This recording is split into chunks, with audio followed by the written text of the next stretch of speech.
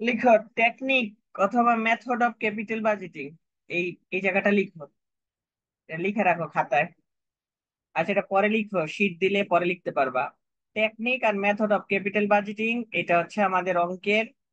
Capital budgeting এর technique হয়েছে দুই ধরনের, একটা হচ্ছে ট্রেডিশনাল মেথড, আর একটা হচ্ছে ডিসকাউন্ট ক্যাশ ফ্লো মেথড। ঠিক আছে, তাহলে ট্র্যাডিশনাল মেথড হচ্ছে তিন ধরনের: payback period, average rate of return, return on investment. এই তিনটা হচ্ছে ট্রেডিশনাল মেথড। তারপরে দেখ, ডিসকাউন্ট ক্যাশ ফ্লো মেথড, এটাকে বলা হয় net present value, internal rate of return, profitability index, discounted payback period. ঠিক আছে, এই যে এটা হচ্ছে আমাদের ক্যাপিটাল বাজেটিং এর দুইটা যে পদ্ধতি, সেটা মেথড যদি বলে তাহলে তুমি প্রশ্নটা লিখবা এইগুলা। পেব্যাক পিরিয়ড লিখবা, এভারেজ রেট অফ রিটার্ন লিখবা, রিটার্ন ইনভেস্টমেন্ট লিখবা, তারপরে এইগুলা লিখবা। দেখো এখানে not to consider to time value of money, এখানে মানি, টাইম ভ্যালু অফ মানি সময়ের মূল্য বিবেচনা করে না, আর এখানে সময়ের মূল্য বিবেচনা করে। তাহলে প্রথমেই এক নাম্বার ফর্মুলাটা লিখো, এক নাম্বার ফর্মুলাটা লিখে ফেলো। এক নাম্বার ফর্মুলা লিখো, যদি ইকুয়াল ক্যাশ ফ্লো থাকে, পে ব্যাক পিরিয়ড হবে initial investment divided by annual cash inflow. ঠিক আছে,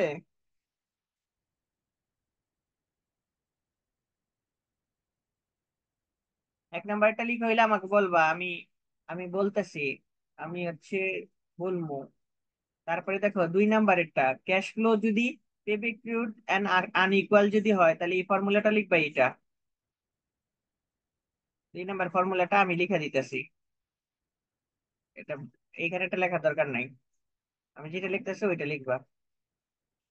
এটা প্রথমে উঠাইছিলাম, তাই এটা মনে হয় সবচেয়ে সহজ। এ প্লাস হচ্ছে এনসিউ মাইনাস ডিভাইডেড বাই ডি, এটা লিখবা। ঠিক আছে, তাহলে দুই নম্বরে পেব্যাক পিরিয়ডের জন্য হচ্ছে দুইটা ফর্মুলা। তাহলে দুইটা ফর্মুলাতে একটা হচ্ছে যদি সমান থাকে তাহলে এটা, আর যদি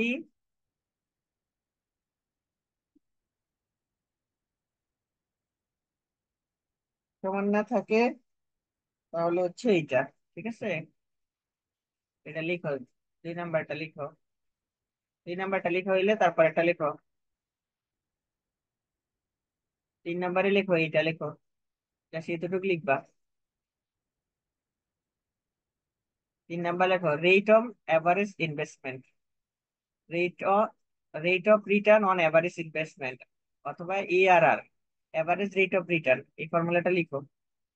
ঠিক আছে, এই ফর্মুলাটা লিখো।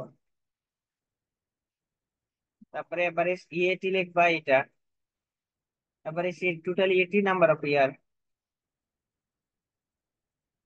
তারপরে এটার পাশে লিখবা এটা, এখানে এভারেজ ইনকামের বলা হয় average EAT, total EAT divided by number of year, এটা লিখো।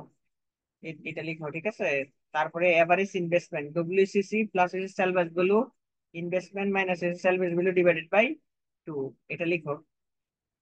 ওকে, এটা লিখা হইলে পরেরটা লেখো rate on return original investment.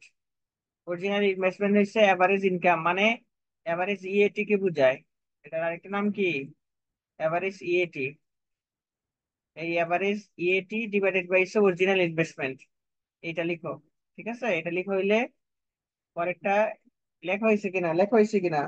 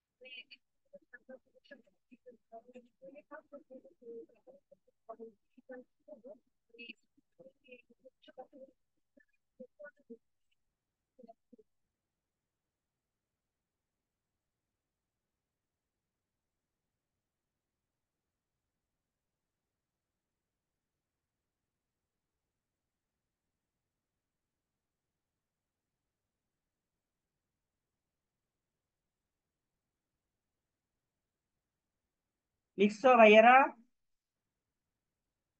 আচ্ছা, এটা লেখার পরে, আচ্ছা বাকিগুলা লেখার দরকার নাই, এটা আমি লিখাম। এখন অঙ্কে আসো। আহ দেখো, নাই মা আরিফুল ওরা কই? এই যে আরিফুল ছেলেটাকে অ্যাড করলাম, ও এখানে নাই।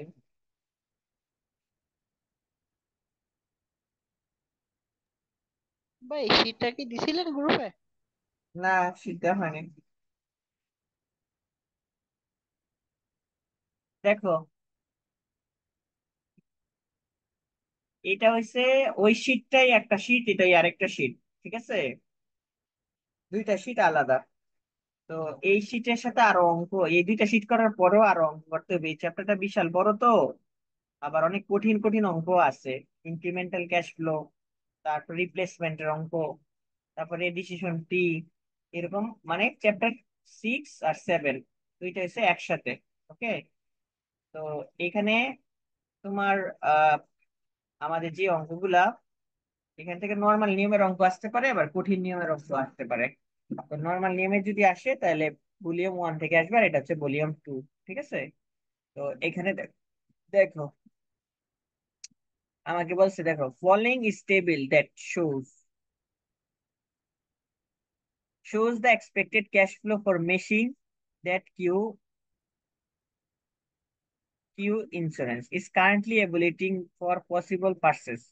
Both the expected annual cash flow and present of the cash flow are shown in the table. আচ্ছা, কিছু নোট লিখে নাও আগে, অঙ্কটা করার আগে একটু নোট লেখো। আমি বলতেছি, লেখো। 1 নাম্বার, 1 নাম্বার নোট লেখো। নোট নাম্বার 1, যদি কোনো অঙ্কে, যদি কোনো অঙ্কে লেখা হইলে আমাকে বলবা। যদি কোনো অঙ্কে gross cash inflow, gross, GROSS, gross, gross,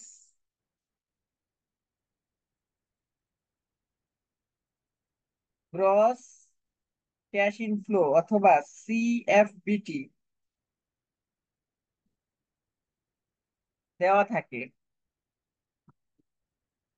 তাহলে আমাদেরকে 7 কলাম বিশিষ্ট এনসিবি টেবিল করতে হবে। এনসিবি টেবিল করতে হবে। লিখছো? লিখছো নি? তারপরে লেখো রোমান সংখ্যা 2 দিয়ে। প্রশ্নে যদি, মানে এটার আন্ডারেই কিন্তু নোট নাম্বার 1, আর রোমান সংখ্যা 1 বলা হয়েছে, এখন রোমান সংখ্যা 2। প্রশ্নে যদি ডেপ্রিসিয়েশন, প্রশ্নে যদি ডেপ্রিসিয়েশনের কথা বলা না থাকে, তাহলে আমাদেরকে স্ট্রেট লাইন, স্ট্রেট লাইন পদ্ধতিতে ডেপ্রিসিয়েশন বের করতে হবে। প্রশ্নে যদি ডেপ্রিসিয়েশনের কথা বলা না থাকে, তাহলে স্ট্রেট লাইন পদ্ধতিতে ডেপ্রিসিয়েশন বের করতে হবে। রোমান 3, ট্যাক্স রেট দেওয়া না থাকলে, ট্যাক্স রেট দেওয়া না থাকলে ধরে নিতে হবে 40%, 30 থেকে 40, 50%-এর ভিতরে। ট্যাক্স রেট যদি দেওয়া না থাকে, তাহলে ট্যাক্স রেট 40%-এর, 30 থেকে 40, 50% পর্যন্ত, 30 থেকে 50%-এর ভিতরে ধরে নিতে হবে। যে কোনো একটা ধরলে হবে, হয় 30, নয়তো 40, নয়তো 50। যে কোনো একটা। লিখা হয়েছে? লিখা হয়েছে কিনা? লিখা হয়েছে? জি ভাই হয়েছে, কিন্তু 2 নম্বরটা স্যার ভাই একটু মিস হয়ে গেছে। আমি আবার বলি, গ্রস ক্যাশ ইনফ্লো অথবা সিএফবিটি যদি লেখা থাকে অঙ্কে, তাহলে 1 নাম্বার নোট, মানে 1 নাম্বার রোমান সংখ্যা, 7 কলাম বিশিষ্ট এনসিবি টেবিল অবশ্যই করতে হবে। 2 নাম্বার, প্রশ্নে যদি ডেপ্রিসিয়েশনের কথা বলা না থাকে, তাহলে স্ট্রেট লাইন পদ্ধতিতে ডেপ্রিসিয়েশন বের করতে হবে। তারপরে রোমান 3, ট্যাক্স রেট দেওয়া না থাকলে ধরে নিতে হবে। ভাইয়া আগে কি আরো নোট দিছেন? না না, আগে নোট দেয়নি, আগে শুধু ফর্মুলা লেখাইছি। আচ্ছা। ও, তাহলে জায়গা ফাঁকা রাখবো, আমি মাত্র জয়েন দিছি তো। আচ্ছা ঠিক আছে, তারপরে দেখেন, ভাইয়া কোত্থেকে লিখবো? 2 পৃষ্ঠা পরে, 1 পৃষ্ঠা পরে, 2 পৃষ্ঠা পরে থেকে লেখেন। আচ্ছা। লেখেন, জি ভাইয়া। 2 number note, note number 2, note number 2, cash কি ইনফ্লো ভাইয়া? থাকলে, ক্যাশ ইনফ্লো থাকে, ক্যাশ ইনফ্লো যদি থাকে, ক্যাশ ইনফ্লো যদি থাকে, ক্যাশ ইনফ্লো যদি থাকে, প্রশ্নে থাকে। যদি 1 নাম্বার রোমান সংখ্যা 1, প্রশ্নে যদি ডেপ্রিসিয়েশন ডেপ্রিসিয়েশন বা ট্যাক্স রেট দেওয়া থাকে। আমি আবার বলতেছি, রোমান সংখ্যা 1, প্রশ্ন যদি ডেপ্রিসিয়েশন বা ট্যাক্স রেট দেওয়া থাকে, তাহলে এনসিবি টেবিল করতে হবে। কোন সময়? একবার ছিল গ্রস ক্যাশ ইনফ্লো, আর একটা ছিল সিএফবিটি, আর এখন হচ্ছে গ্রস, সরি, শুধু ক্যাশ ইনফ্লোর ক্ষেত্রে। ভাইয়া কি হুম, বললেন? ট্যাক্স রেট দেওয়া থাকে। তাহলে এনসিবি টেবিল করতে হবে, এনসিবি টেবিল। এনসি। এনসিবি ও আচ্ছা। Net cash benefit. তারপর দেখো, 2 নাম্বার রোমান 2, প্রশ্নে যদি ডেপ্রিসিয়েশন প্রশ্নে যদি ডেপ্রিসিয়েশন বা ট্যাক্স রেটের কথা উল্লেখ না থাকে, প্রশ্নে যদি ডেপ্রিসিয়েশন বা ট্যাক্স রেটের কথা উল্লেখ না থাকে, তাহলে এনসিবি টেবিল করতে হবে না, এনসিবি টেবিল করতে হবে না, এনসিবি থেকেই অঙ্ক শুরু হবে। প্রশ্নে যদি ডেপ্রিসিয়েশন বা ট্যাক্স রেটের কথা উল্লেখ না থাকে, তাহলে এনসিবি টেবিল করতে হবে না, এনসিবি থেকে অঙ্ক শুরু হবে, এনসিবি থেকে অঙ্ক শুরু হবে। ঠিক আছে? দেখো, সরাসরি যদি অঙ্কে, নোট নাম্বার 3, ভাইয়া 1 মিনিট 1 মিনিট। সরাসরি যদি অঙ্কে সরাসরি যদি অঙ্কে সিএফএটি অথবা এটা কি এনসিবি তিন দেওয়া নাম্বার থাকে। রোমান হ্যাঁ, নোট সংখ্যা দিয়ে থ্রি 3 নাম্বার দিয়ে লিখবো? হ্যাঁ, নোট নাম্বার 3, ওগুলা ছিল রোমান 1 2, তারপরে ও এখন আচ্ছা। Note 3, CFAT, NCB, CFAT, NCB যদি দেওয়া থাকে, তাহলে সরাসরি আমাদেরকে অঙ্ক করতে হবে, তাহলে নোট শেষ। এবার দেখেন, 1 নাম্বার অঙ্ক দেখেন, following is a table that show that the expected cash flow machine that QQ Insurance is currently evaluating the possible purchase. Both the expected annual cash flow, দেখো annual cash flow এর কথা বলছে, and present of the cash flow are shown below. দেখো এখানে বলেছে ইয়ার, zero থেকে শুরু হয়েছে, 4 বছর। জিরো মানে এটা ইনভেস্টমেন্ট, এটাকে বলা হয় এনসিও। এটার নাম কি? এনসিও। এনসিইউ। এনসিও, ওকে, এটা হচ্ছে এনসিও, এটা হচ্ছে এনসিও। এই চ্যাপ্টার খুবই গুরুত্বপূর্ণ একটা চ্যাপ্টার, এখান থেকে 15 মার্কের জন্য অঙ্ক আসে। তারপরে দেখো, cash inflow, expected cash flow, 600, 6,000, 3,000, 1,000, 5,000। তারপরে দেখো, PB of CF using the require rate of return, PB of CF, CF মানে হচ্ছে এটাকে তোমাকে সরাসরি অঙ্ক কিভাবে করে দিছে দেখাও, আমি দেখাইতেছি। পিবি বের করা মানে হচ্ছে, এই ধরো এটা প্রথম বছর, ঠিক আছে, প্রথম বছর 6,000 টাকা, 6,000 টাকা, এটাকে পিবি করে দিছে মনে করো 1+0.110, ঠিক আছে, এটা হচ্ছে 1। তো এটা হচ্ছে সরাসরি করে দেওয়া আছে, এটা করে দিছে, ঠিক আছে, মনে করো এটা করে দেওয়া আছে, অর্থাৎ পিভি ফ্যাক্টর করে দিছে। আচ্ছা, এটা না বুঝাইলে মনে ভালোই তো আগে। তারপর দেখো 3,000, 3,000-এর PV of CF cash flow require rate of return দিয়ে করছে। তারপরে 1,700 ইয়ে, তারপরে হচ্ছে 5,000। আমাকে বলছে কম্পিউট বোথ দা ট্রেডিশনাল পেব্যাক পিরিয়ড, আমাকে ট্রেডিশনাল পেব্যাক পিরিয়ড বের করতে বলছে। ট্রেডিশনাল কি বের করতে বলছে? Traditional payback period. ট্রেডিশনাল।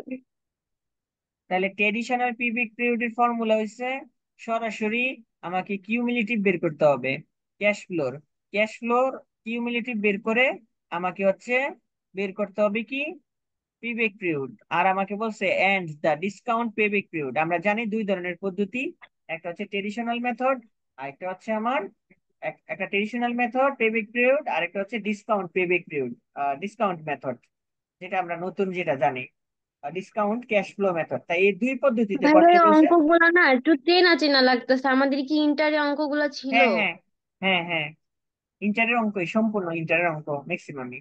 দেখো তোমাকে ট্রেডিশনাল পেব্যাক পিরিয়ড বের করতে বলছে, তাহলে ট্রেডিশনাল মেথডে পেব্যাক পিরিয়ড বের করতে হয়, আর আধুনিক ডিসকাউন্ট ক্যাশ ফ্লো মেথডে হচ্ছে ডিসকাউন্ট পেব্যাক পিরিয়ড বের করতে হয়। তাহলে এটার জন্য দুই ধরনের, এখন আমার এই অঙ্কে দেখো সরাসরি ক্যাশ ফ্লো দেওয়া আছে, ক্যাশ ফ্লো দেওয়া আছে, সিএফ মানে ক্যাশ ফ্লো এক্সপেক্টেড সিএফ। তো এই অঙ্কে কিন্তু দেওয়া নাই, ট্যাক্স রেটও দেওয়া নাই, এবং কি ডেপ্রিসিয়েশনও দেওয়া নাই। তাইলে এটাকে এনসিবি ধরতে হবে, এই অঙ্কগুলাকে ধরতে হবে এনসিইউ, এনসিইউর মান। ওকে, এগুলো হচ্ছে এনসিইউর মান। দেখো table for calculation PB of CF cumulative, cumulative rate বের করছে। তাহলে দেখো এক্সপেক্টেড ক্যাশ ফ্লো, এটা হচ্ছে এক্সপেক্টেড ক্যাশ ফ্লো, ওকে, এটা হচ্ছে কি এক্সপেক্টেড ক্যাশ ফ্লো গুলো বসাই দিছি সরাসরি। রিকোয়ার রেট অফ রিটার্ন এটা দেওয়া আছে অঙ্কে, এটা আমরা লিখে দিছি এই যে এখান থেকে, ঠিক আছে এটা। এখন দেখো কিউমুলেটিভ সিএফ, কিউমুলেটিভ সিএফ লাগবে ট্রেডিশনালের জন্য, কার জন্য? ট্রেডিশনালের জন্য। তাহলে প্রথমে এই কিউমুলেটিভ দেখো এটা থাকবে না, আমি দেখাই আগে, এই অঙ্কটা দিয়ে বোঝানো বলেছে, এই অঙ্কটা দিয়ে বোঝানো বলেছে। দেখো ট্রেডিশনাল মেথডের জন্য তোমাকে তিনটা ঘর করতে হবে, সেটা হচ্ছে এক্সপেক্টেড ক্যাশ ফ্লো এই একটা ঘর, আর কিউমুলেটিভ বের করতে হবে, কিউমুলেটিভ ক্যাশ ফ্লো বের করতে হবে।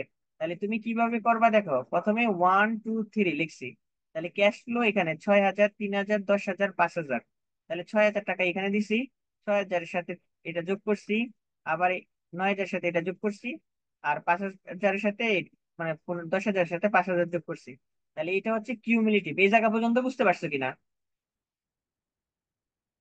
কথা বলো, এইটা জি ভাই। জায়গাটা বুঝতে পারছো কিনা সবাই? কথা বলে না কেন? সময় চলে যেতেছে তো। আমি মেসেজ লেখেন যে কথা জি বলতে ভাই। পারেন না। তাহলে দেখো এটা হচ্ছে আমাকে পেব্যাক পিরিয়ড বের করতে হলে কিউমুলেটিভের টেবিল করতে হবে। আর কিউমুলেটিভের টেবিল আমি কিভাবে করবো? 3 ঘর দিয়ে। অঙ্কে যদি ডেপ্রিসিয়েশন আর ট্যাক্স দেওয়া না থাকে তাহলে ওইটাই দিয়ে হয়েছে এনসিবি। এটার নাম কি? এটার নাম হচ্ছে এনসিবি, এটার নাম এনসিবি। ভাইয়া আমি তো উপরের ছকটাতে আমি একটু বুঝি নাই ভাইয়া। উপরের তো এটা ছক না, এটা তো অঙ্ক। এইখান থেকে ওই আমি যে ওই ছকটা যে দেখাইলেন তখন। এটা এমনি বুঝাইছি, এখান থেকে আবার বুঝাবো দেখেন। আমি সিএফ গুলাকে ও, নিতে হবে, সিএফ কে বলা হয় কি, যদি অঙ্কে ডেপ্রিসিয়েশন আর ট্যাক্স দেওয়া না থাকে তাহলে এটা হচ্ছে এনসিবি, এনসিবি, ঠিক আছে। এই এনসিবি হচ্ছে আমরা এনসিবি, এনসিবি গুলা নিয়ে আনিছি, ঠিক আছে। এই এনসিবি গুলাকে কি করতে হবে? কিউমুলেটিভ করতে হবে। তাহলে এখন ফর্মুলা কি পিবেক পিরিয়ডের? এই হচ্ছে পিবেক পিরিয়ডের ফর্মুলা। পিবেক পিরিয়ডের ফর্মুলা হচ্ছে এটা, payback period A plus NCU minus C divided by T. এটা হচ্ছে আমার কি কিউমুলেটিভ এর formula, sorry payback period. Payback সময়ের এটা হচ্ছে আমার কি বলেন তো ফর্মুলা। এখন দেখেন কিভাবে আমরা এটাকে করবো, এটাকে আমরা কিভাবে করবো। এটাকে দেখেন আমি ইনভেস্ট করছি কয় টাকা বলেন তো, ইনভেস্ট কত টাকা করছি, ইনভেস্ট কয় টাকা করছি। 0 মাসেরটা অথবা ইনিশিয়াল ইনভেস্টমেন্ট যেটা, এটা হচ্ছে এনসিওর মান, এটার মান হচ্ছে এনসিওর মান। দেখেন এনসিওর মান, এটা হচ্ছে এনসিও। ঠিক আছে, এনসিও হচ্ছে এটা। তাহলে এনসিও হচ্ছে 10,000 টাকা। এই 10,000 টাকা আমি কিউমুলেটিভ থেকে খুঁজবো। দেখেন কিউমুলেটিভ কোথায় আছে দেখেন তো, 6,000 নাই, এখানে 10,000 আছে, দেখেন তো আছে, 10,000 আছে এখানে, কথা কয় না রে, ক্লাস করার মজা পাইতেছে। দেখেন এখানে কি 6,000, এখানে নাই। তারপরে দেখেন এখানে আছে 9,000, এখানেও হয় নাই। এখানে হচ্ছে 10,000, এখানে 10,000 থেকে 1 টাকাও বেশি নেওয়া যাবে না। 10,000 থেকে কি করা যাবে না, 1 টাকাও বেশি নেওয়া যাবে না। 10,000 থেকে কি করা যাবে না, 1 টাকাও বেশি নেওয়া যাবে না, তাইলে 9,000ই থাকতে হবে। তাহলে 9,000-এর ঠিক বছর এটা, সোজাটা 10,000-এর ঠিক সেম বছরটা, এটা হচ্ছে এ, এটা কি এ। ঠিক যেটা আমি নিছি 9,000, 10,000-এর বেশি না, 1 টাকাও বেশি নেওয়া যাবে না, অর্থাৎ কমে থাকতে হবে অথবা সমানে থাকতে হবে। তাহলে এটা ঠিক সেম বরাবর, এটা কি এ, সেম বরাবর এটা কি এ। আমার কথা কি বুঝছো কিনা, আমি কি বলে বুঝাইতে চাইছি। তাহলে এটা হচ্ছে এ। ঠিক সেম ভাবে এর নিচেরটা হচ্ছে ডি, একদম সেম। এই লাইনটা হচ্ছে কি, এটা হচ্ছে আমার অঙ্কটা। ঠিক অঙ্কের এই লাইনটা হচ্ছে, নিচেরটা হচ্ছে ডি। ঠিক আছে, তাহলে দেখেন আমি মানটা বসাই দিছি। ও সরি, এখানে তো 10,000-ই আছে, আমি 9,000টা ধরতেছি কেন, আমার তো মাথা নষ্ট হয়ে গেছে। আমি তো এটা 10,000, 10,000 টাকাই তো ইনভেস্টমেন্ট, আমি খেয়ালই করি নাই। দেখেন 10,000 টাকা হচ্ছে ইনভেস্টমেন্ট, 1 টাকাও বেশি নেওয়া যাবে না। তাহলে 9,000 নাই, 9,000-এ যাবে না, যাবে হচ্ছে 10,000-এ। ভুল করে বুঝাই লাইছি বুলেটটা। তাহলে এখানে কি বলে তো, এখানে হচ্ছে কি, এখানে কার মান, সি এর মান।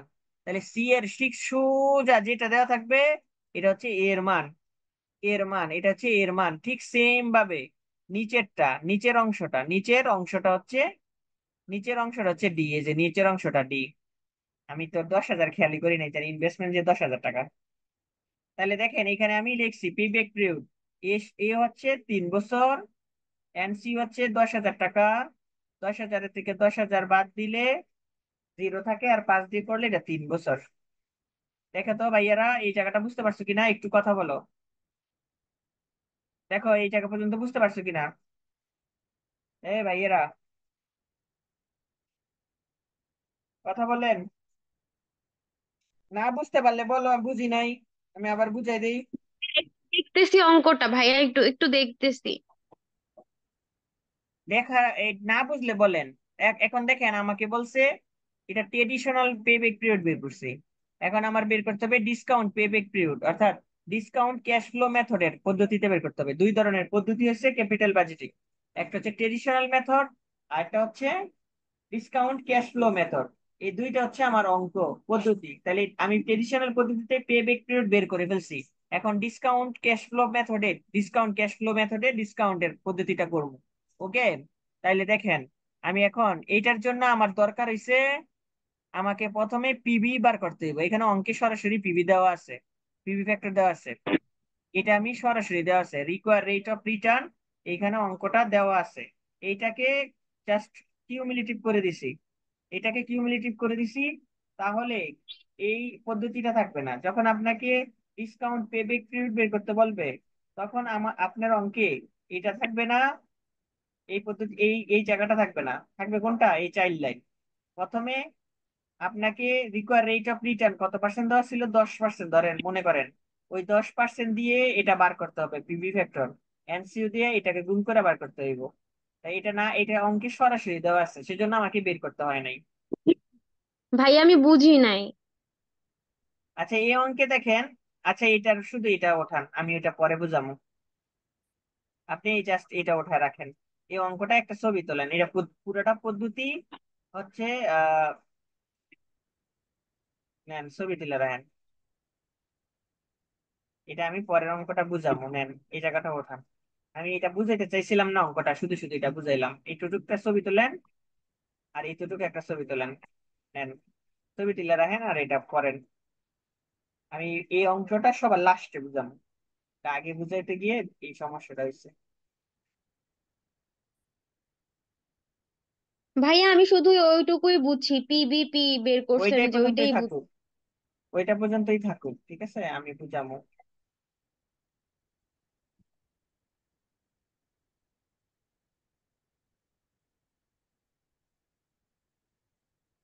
ভাইয়া আপনি যে বলছিলেন টেস্ট অফ হাইপোথিসিস এর অঙ্কগুলা মিলায় দিবেন আর হচ্ছে একটা বড় ক্লাস নিবেন, ভাইয়া ওইটা তো নেওয়া হয় নাই এখনো। নিব নিব নিব, একটু সময় দেন আমাকে, আমার একটু ব্যস্ততা, আমার দিন যাইতেছে এখন। ভাইয়া আপনি কি আমাকে থিওরি সাবজেক্ট গুলোর সাজেশন দিবেন, ওই যে সামষ্টিক অর্থনীতি, হ্যাঁ ব্যবস্থাপনার হ্যাঁ নীতিমালা? হ্যাঁ, দিব দিব। দেখেন, আচ্ছা দেখেন, এখানে দেখেন 2 নাম্বার অঙ্কটা দেখেন, এটা কি বলছে, এনপিপি বের করতে বলছেন, দেখেন, your company is considering two mutually exclusive projects. C and R have been estimated. NPP or IR analysis, which cost and cash flow are shown in the following information as provided. তাহলে আপনাকে NPP বের করতে বলছে এবং কি IRR বের করতে বলছে।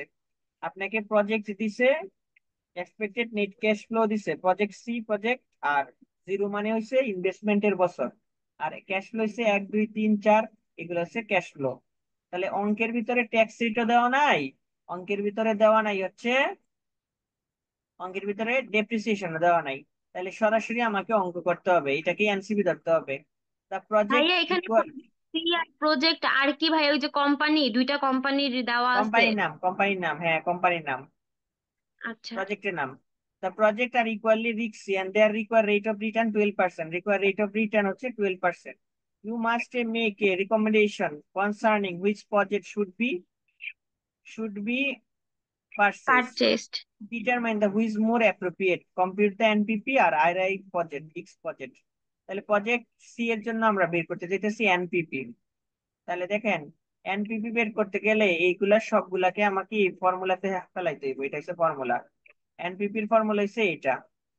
কোন সময় আমরা করবো এই অঙ্কগুলা, আমি সরাসরি যখন আমাদের অঙ্কে ক্যাশ ফ্লো দেওয়া থাকবে, যেখানে স্টেট লাইন মেথড এবং কি ট্যাক্স রেট দেওয়া না থাকবে, তখনই আমরা ওই অঙ্কের অ্যামাউন্ট গুলাকে সিএফএটি ধরবো, অর্থাৎ এনসিবি ধরবো। এটা মূলত কিন্তু এনসিবির নাম, এটা এটা কিন্তু এনসিবি, যেটা আমি বলছিলাম এনসিবি, এটা কিন্তু এনসিবি অথবা CFAT, after text cost of, দেখেন এটা কিন্তু CFA, cash flow after tax.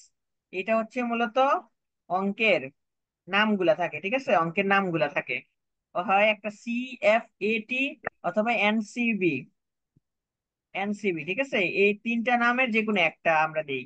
তাহলে এটা হচ্ছে, আমি যখন, দেখো, প্রথম বছর 8,000, পরের বছর 2,000, 6,000, তারপরের বছর 2,000, পরের বছর 4,000। তাহলে নেট ক্যাশ ফ্লো করার জন্য ভিন্ন ভিন্ন ইয়ার যখন ভিন্ন ভিন্ন ক্যাশ ফ্লো হবে, অথবা সিএফএটি হবে, অথবা এনসিবি ভিন্ন ভিন্ন হবে, তখন আমাকে অঙ্কের এরকম ভিন্ন ভিন্ন ফর্মুলাটা ইউজ করতে হবে। প্রত্যেকটার এটা আমি ভিন্ন ভিন্ন ফর্মুলা ইউজ করছি, ঠিক আছে। ইউজ করার পর এখান থেকে সিএফ 0 এটা বাদ দিচ্ছি, এটাকে বলা হয় এনসিইউ। এনসিইউ এটার নাম কি, আরেকটা এটার নাম হচ্ছে এনসিইউ, ঠিক আছে, এটার নাম হচ্ছে এনসিইউ।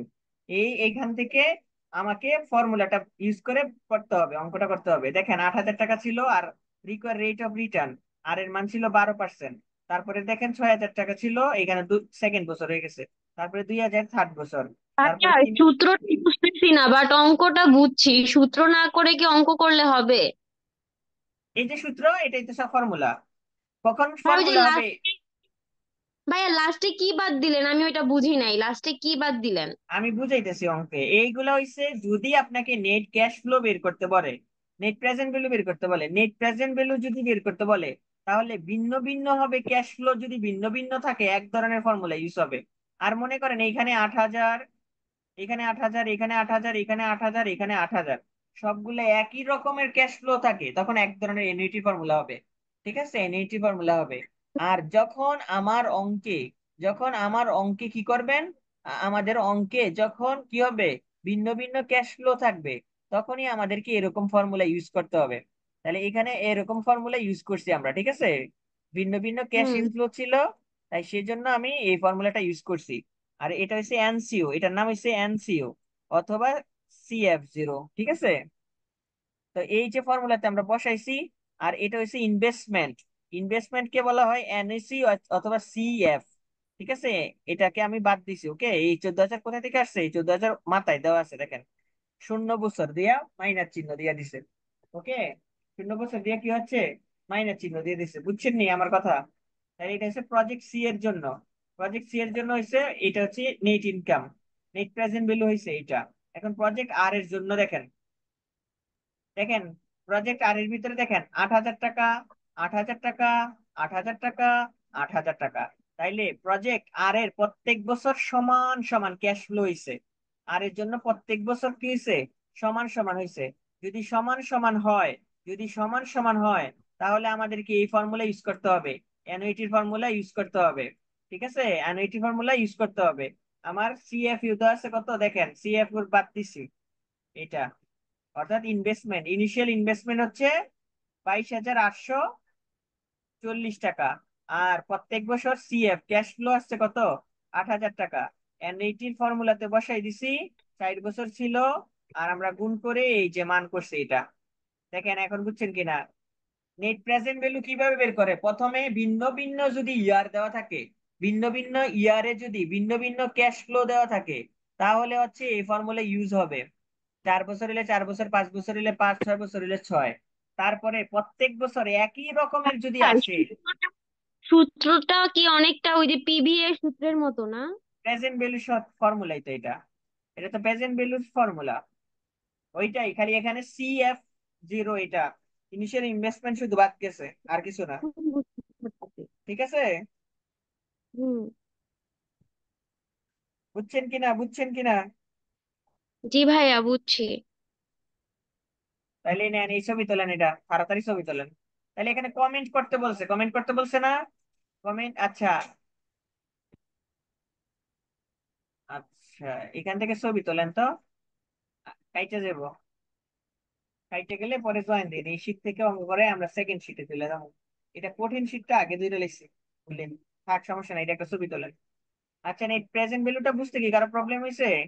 এটা আরেকটা ছবি তোলেন। এখন দেখো ভাইয়া, তোমার, ভাইয়া এই চ্যাপ্টারটা কি আজকেই ফার্স্ট করাচ্ছেন? হ্যাঁ হ্যাঁ, আজকে ফার্স্ট করাইতেছি। এটা এটা 4টা ক্লাস লাগবে মিনিমাম। ও ভাইয়া, এই শীটটা কি দেওয়া হয়েছে? না না, সিদ্ধা হয়নি, সিদ্ধ দিব আমি। ভাইয়া এই শীটটা দিয়ে দিয়েন। আর হচ্ছে ওই যে শফিক ভাইয়া আরেকটা চ্যাপ্টার করাচ্ছে ভাইয়া, ওই শীটটাও তো দেওয়া হয় নাই। কি ফ্লেক্সিবল বাজেট দেওয়া হয় নাই? না, ফ্লেক্সিবল বাজেট না, আরেকটা করাচ্ছে নতুন। স্ট্যান্ডার্ড কস্টিং, নাম স্ট্যান্ডার্ড ভুলে কস্টিং গেছি ভাই। চ্যাপ্টারের নামই ভ্যালু জানে অফ না। রাইট, অফ রাইট ভাইয়া, ভ্যালু অফ রাইট। ও আচ্ছা আচ্ছা, ঠিক আছে, এটা দিব দিব দিব। আচ্ছা ঠিক আছে, আমি কালকে দিয়ে দেবো শীট। আচ্ছা ঠিক আছে, এইটা এনপিভি পর্যন্ত আজকে এই পর্যন্তই থাকুক, আমরা নেক্সট ক্লাসে বাকি অঙ্কটা করবো। ঠিক আছে, নেক্সট। ঠিক আছে ভাই। আমি একটু পরে লিঙ্ক দিতেছি, 9 মিনিট ওয়েট করেন। ভাইয়া আমাকে একটু হোয়াটসঅ্যাপ গ্রুপের লিংকটা দিয়েন।